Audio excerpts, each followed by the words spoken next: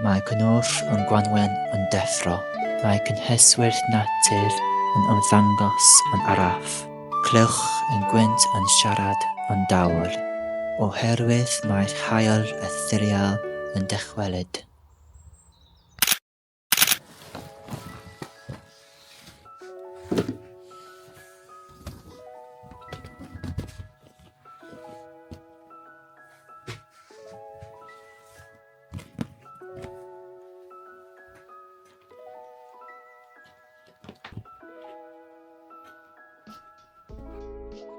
So it's that time of year again where we are struggling to whether to change our wardrobe or not to change our wardrobe, because here in the UK we have this awkward weather in spring where one day it'd be cold and cloudy and miserable and raining, and then in an hour or so it'd be bright and shiny, sunny, hot, and you just can't decide what you should wear, what you shouldn't wear.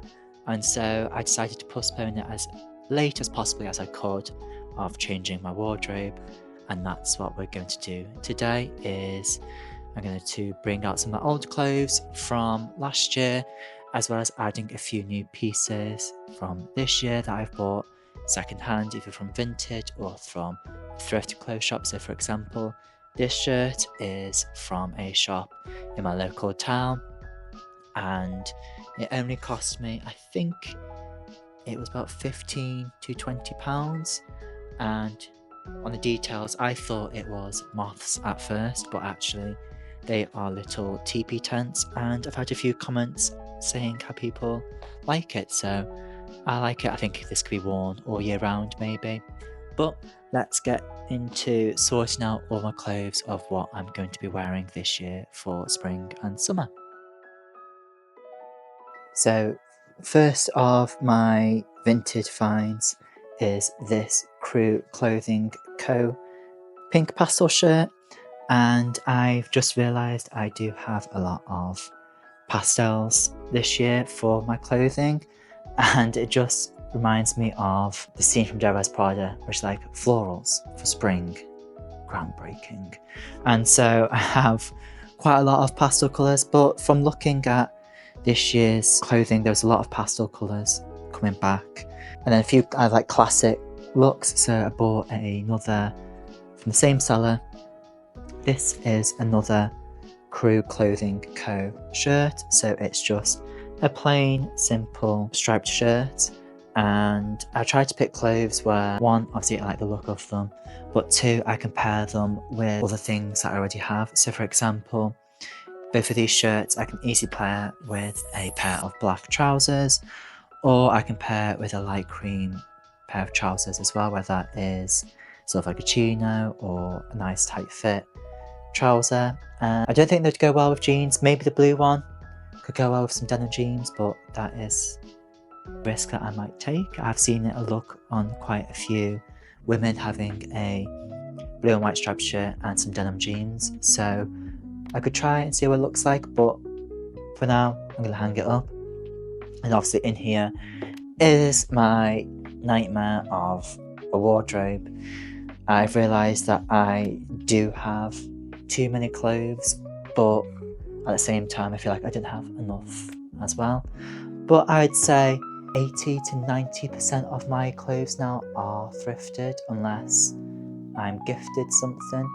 I just find it easier to find thrifted clothes, as a lot of clothes these days, especially if you're going to follow the trends of spring, summer, autumn, winter fashion, I don't really like a lot of them. I tend to prefer more of either a classic shirt and a pair of trousers or a pair of shorts, or I do like to wear a t-shirt as well and a pair of shorts. So I tried to go for a more academic, put together look, and so this year I'm trying to expand more on that as well. But right now I am going to listen to audiobook. So right now I'm listening to the Song of Achilles. I'm enjoying it at the moment. It's not how I thought it would be. I'll probably do a book review later on. But if you've read Circe by the same author, Madeline Miller, the book of Circe, if you like, it's all from her perspective. whereas the Song of Achilles, I thought it'd be from his perspective, now like his view of everything, but it actually isn't. It's from the perspective of Patroclus. Patroclus.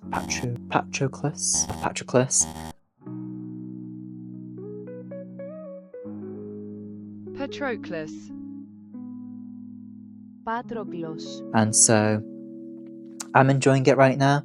I think if you've heard of Achilles, you probably think of him at the Trojan War, and I found out that he is more of a demigod rather than a full god, which I thought he was, but he isn't. And so I'm enjoying it at the moment, and right now I'm on chapter 6, and we shall see in a moment how far I get up to.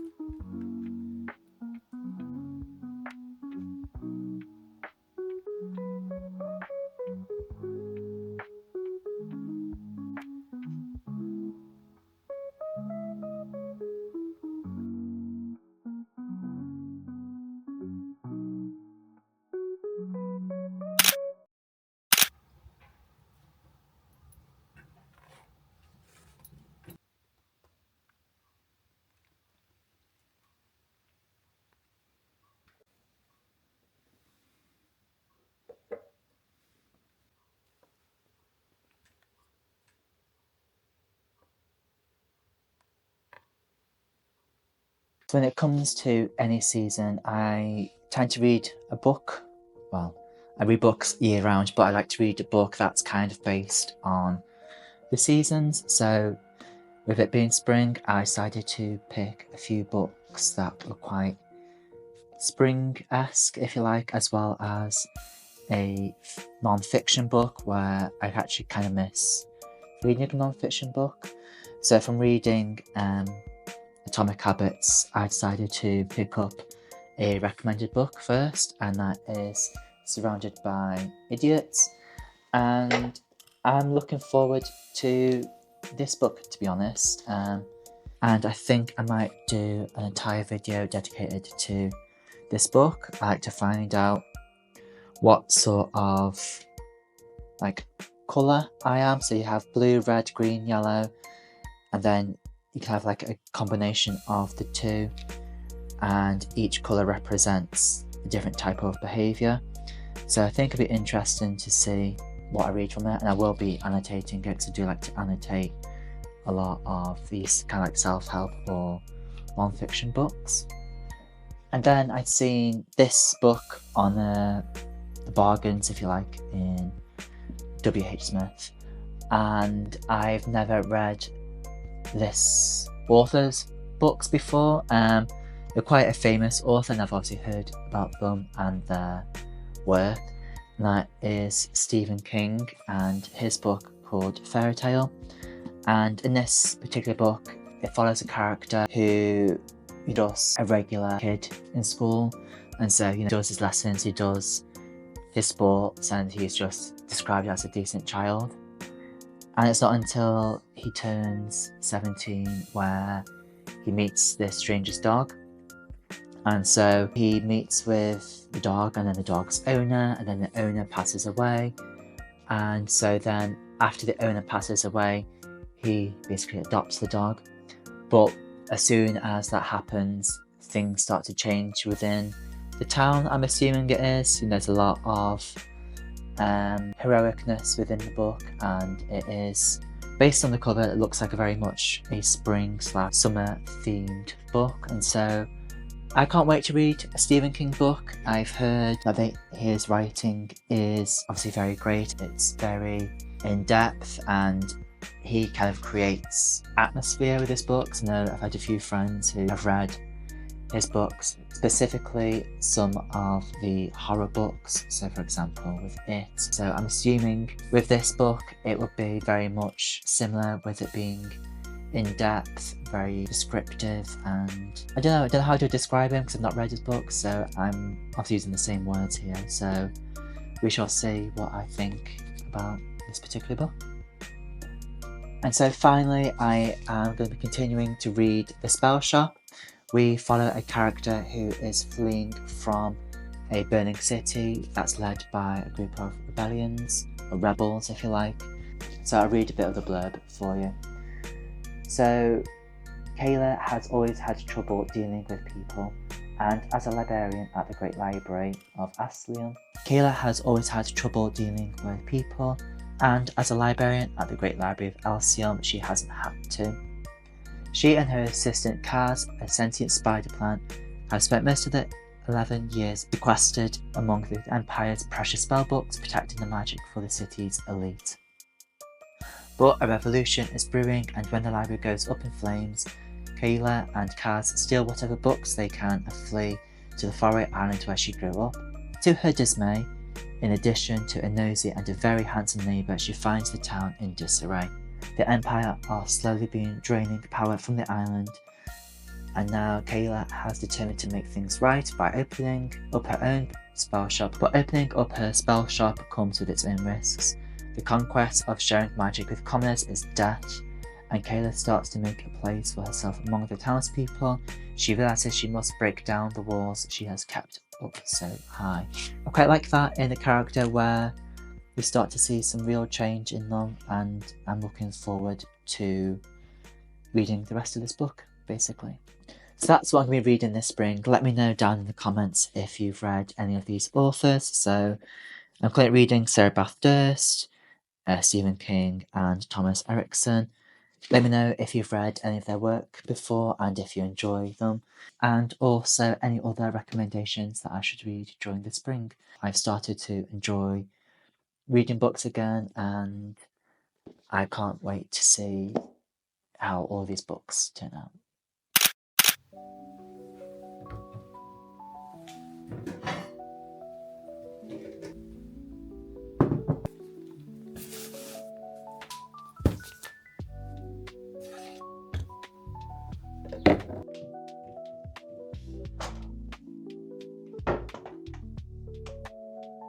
I thought I would start spring off with making one of my favourite cakes to bake, my vegan sponge cake, and it can be alternated with a lot of things. So right now I've got just a plain vegan Victorian sponge cake, but you can replace some of the ingredients with making it into a chocolate cake. But today I am going to be making a lemon cake, as I like to eat lemon cake or anything that's lemon flavoured in spring. I don't know why, it just feels kind of nice to have, I don't know, something that's lemony, if you like. So first things first, we are going to get ourselves 400 grams of self-raising flour into a bowl. You can use bicarbonate soda if you want to, but I'm going to risk with not using it today and just see how the cake turns out. So you can add 1 1/4 teaspoons of bicarbonate soda into your dry mix, and also to add into your dry mix is 250 grams of caster sugar. There we go. And then that goes into your dry mix as well. And then next to this bowl, we are going to add 115 ml of sunflower oil or vegetable oil. I have olive oil. I've used olive oil before, so it's not too bad.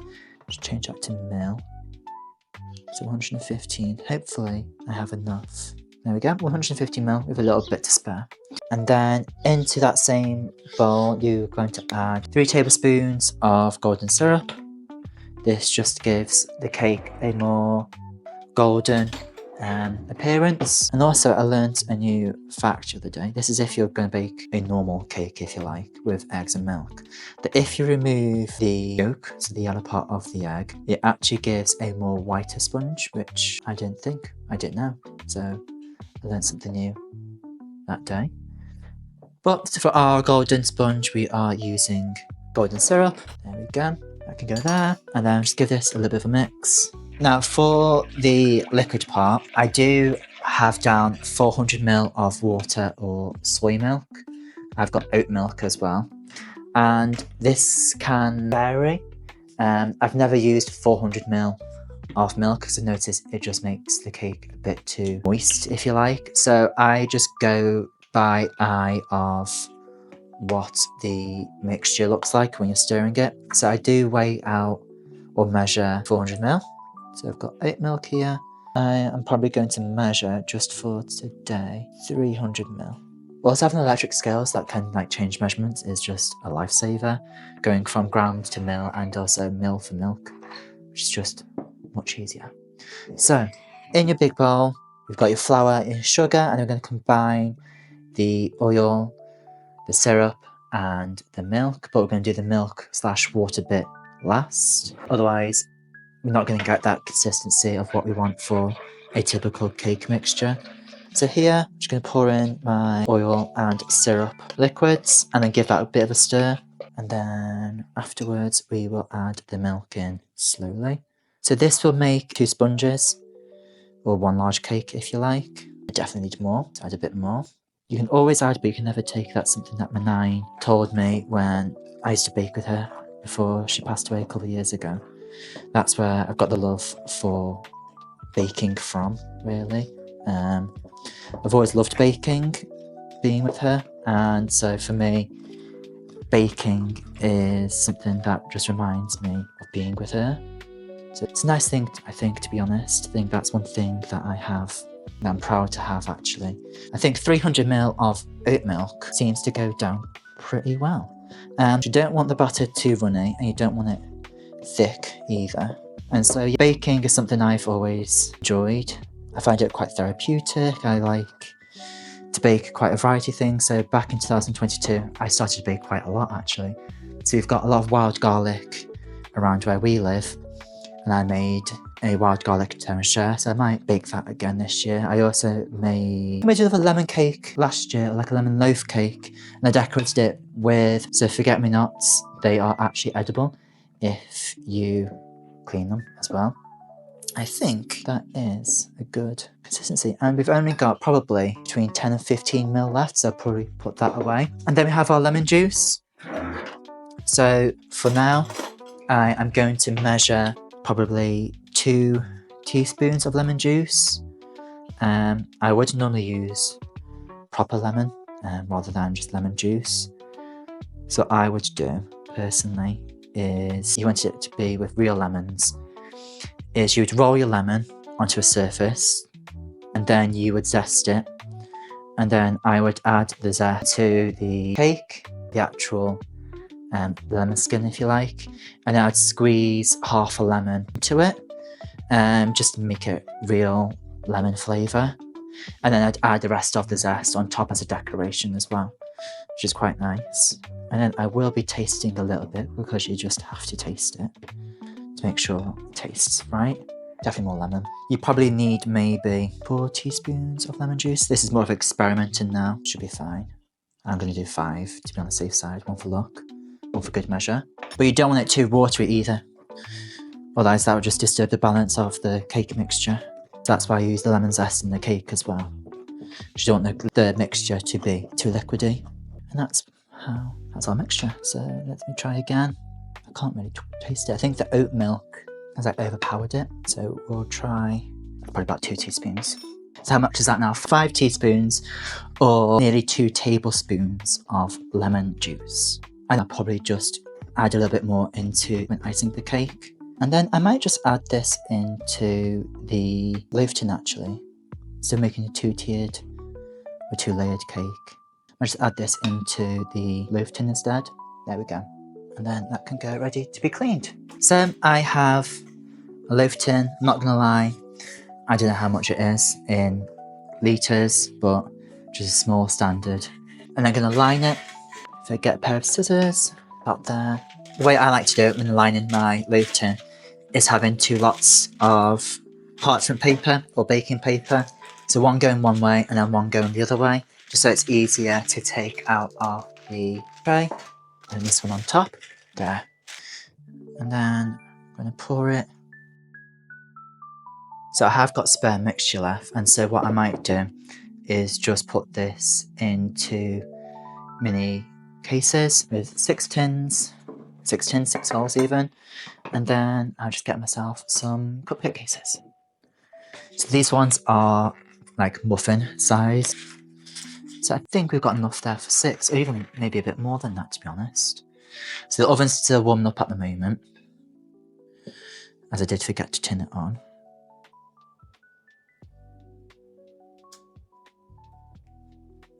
It's not wasting any mixture. Again, I think I took that after my 9, to be honest. So I remember one time, and this seems like a memory video, but I just remembered then one time I wanted to eat the mixture because I thought, oh, that's it now. We can't scrape that out. She got a spatula out. She's like, no, we are going to fill these cases up. And I'm like, okay, you can have literally the scrap bits at the end. So I've put the oven on to 160 degrees Celsius. If you've got a very large oven, you might want it to be a little bit higher, but we have both a large and small oven, and I found out with like a small-ish oven that having it on a high heat, that's recommended for some recipes. It tends to cook things a bit too quick because obviously the area inside of it is obviously smaller than your typical large oven. So I would recommend just having it on a low setting. So I've got it on to 160 degrees Celsius, fan assisted, and just to make sure you keep an eye on it as well. And these should cook between 35 and 45 minutes. So I'm going to let them cook, and I'm going to put a timer on for 25 minutes, just see what it's like.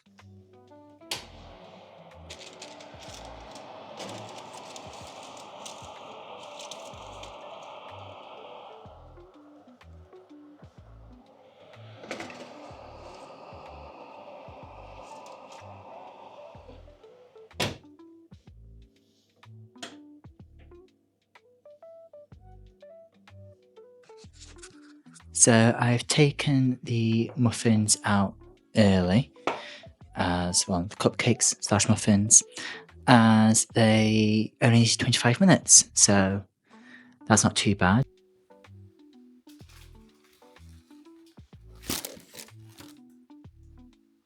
So now that the lemon cake is out of the oven, I left it in for a little bit longer as it's still a bit gooey in the middle.